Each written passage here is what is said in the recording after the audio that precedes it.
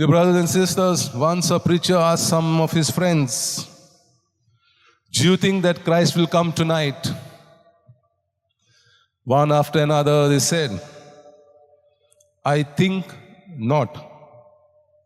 When all had given the answer, he solemnly repeated this text: "The Son of Man comes at an hour you think not." The Lord would return on the last day, but when that day comes, and when that day would be, we don't know. In the meantime, without getting hysteric about His coming, we believers have to actively await His coming. In the first reading, we heard St. Paul warning the Thessalonians. St. Paul thought the world would end immediately and of the coming of Christ. But he did not frighten his people. He told them to be prepared. Be prepared any moment. What is active waiting? St. Paul answers, hold on to the traditions that I have given you. Hold on to the traditions which you were taught by us.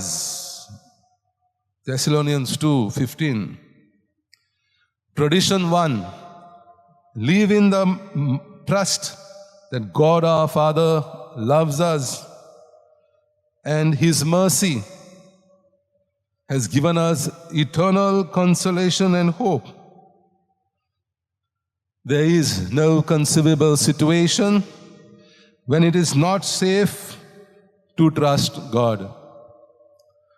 We need never be afraid to entrust to an unknown future to a known God. If sorrow makes us to shed tears, trust in the love of God that dries it. Tradition 2. Comfort your hearts and establish them in every good work and word. Verse 17. We need to be Christ-like in our good works. A Christian is expected to be a mind through which Christ thinks, a voice through which Christ speaks, a heart through which Christ loves, and a hand through which Christ helps. In Gospel reading,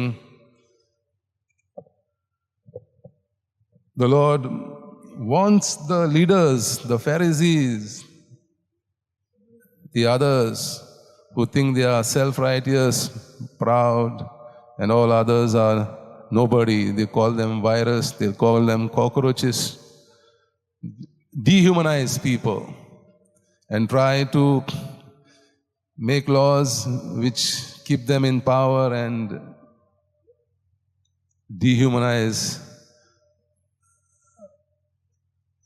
Do not respect human beings, do not respect God.